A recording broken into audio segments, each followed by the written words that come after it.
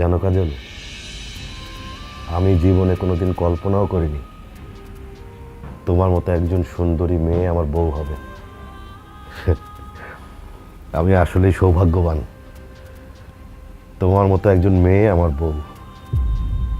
আমি তোমাকে কথা দিচ্ছি, আদর, যত্ন, ভালোবাসা দিয়ে তোমাকে সারা জীবন আমার ঘরে সাজিয়ে রাখবো। তুমি শুধু আমার একটা কথা দাও, তোমার জীবনে যে অতীত সেটা তুমি কখনোই ভবিষ্যতে আনবা না। চুপ করে আসো কেন? কথা দাও, তোমার জীবনে ওই সেলিম আর কোনোদিন আসবে না, আর যদি আসেও আমি কিন্তু ওরে খুন করে ফেলবো।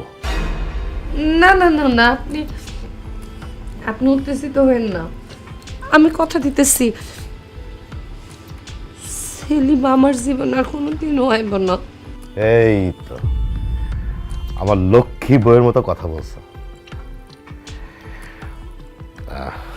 কথা বলে সময় নষ্ট করে লাভ নেই, বাসর রাতের মধুর সময়টার শেষ হয়ে যাচ্ছে।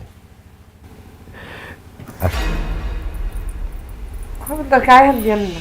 তুমি আমার বউ, তোমার গায়ে অবশ্যই হাত দেবো, এটা আমার অধিকার। জানি, কিন্তু আমি না সেলিমরে বলতে পারতেছি না। আল্লাহর দোহাই লাগে, আমার কারোর সময় দেন আজকে না। আমি একটু সেলিমরে একটু বলি, একটু পরিস্থিতির লগে নিজেরা খাপ খাওয়াই, তারপর দুঃখিত, এত ধৈর্য আমার নেই।